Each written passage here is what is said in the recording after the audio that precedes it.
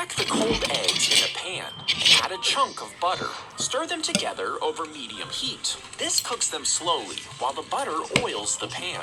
As you mix, scrape the bottom to prevent it from burning. And every 30 seconds, take them off the heat for 10 seconds while stirring.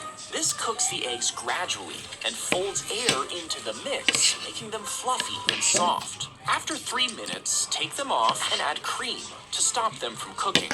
Then season with salt and pepper to finish off your perfect eggs.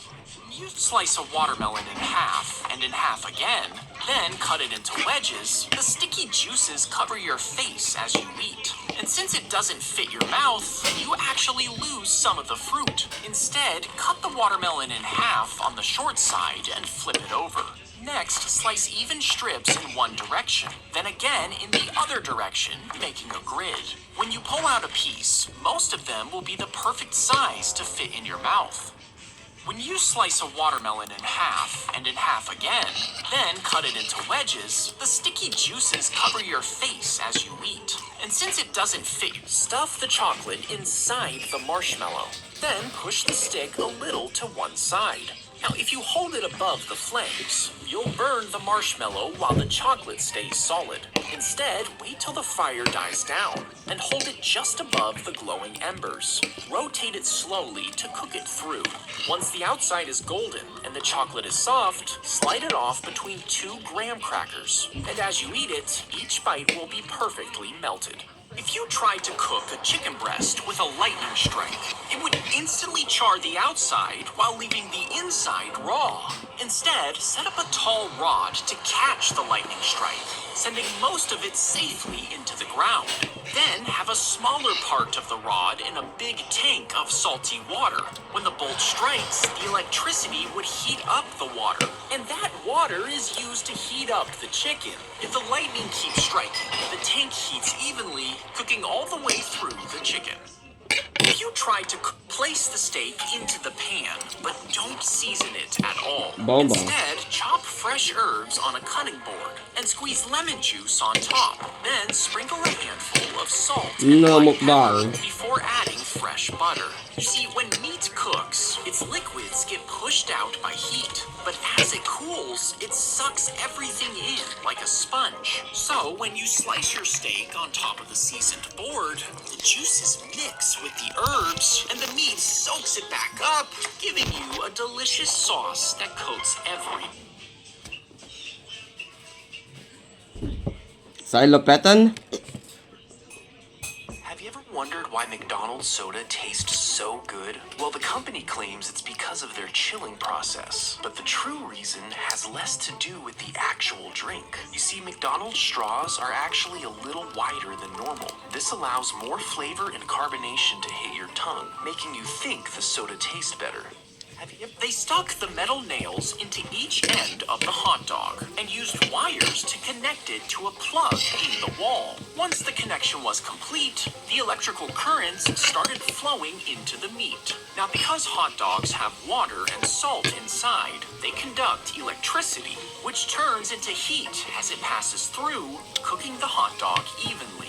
Eventually, the water inside transforms into steam, and once there's too little water left to carry the electricity, it turns off, giving you a perfectly cooked hot. With a knife, stab the cross on the lobster's head to kill it. Then poach it in salted water just enough to loosen the meat. After that, snap off the claws at the knuckles. Twist, then pull, and the meat should slide right out. Then use a knife to crack open and empty the other side. Straighten the tail before you twist it clean off. Then squeeze the shell to pop out the juicy meat. Next, remove the 8 legs. Use a rolling pin to squeeze the meat out from each one like toothpaste. And finally, you can enjoy every bit of the lobster's meat.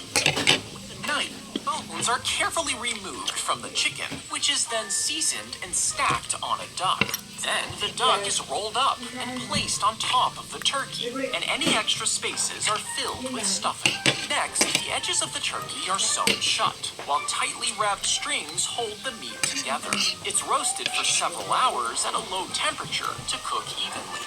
And As it heats up, the fat melts and the flavors combine.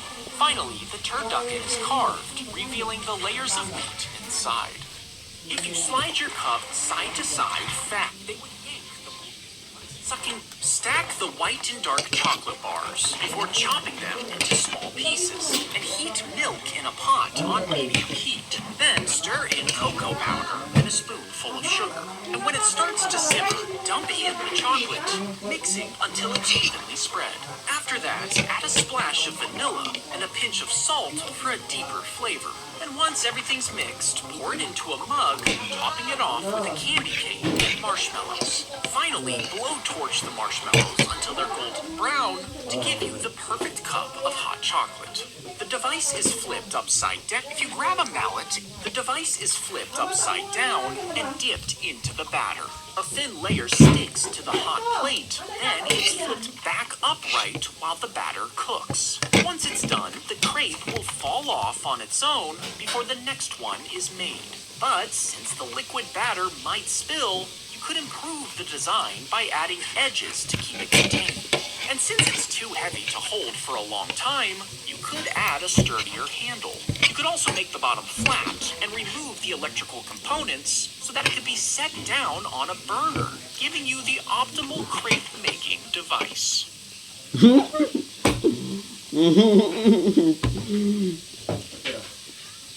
By that point, it literally made a pan.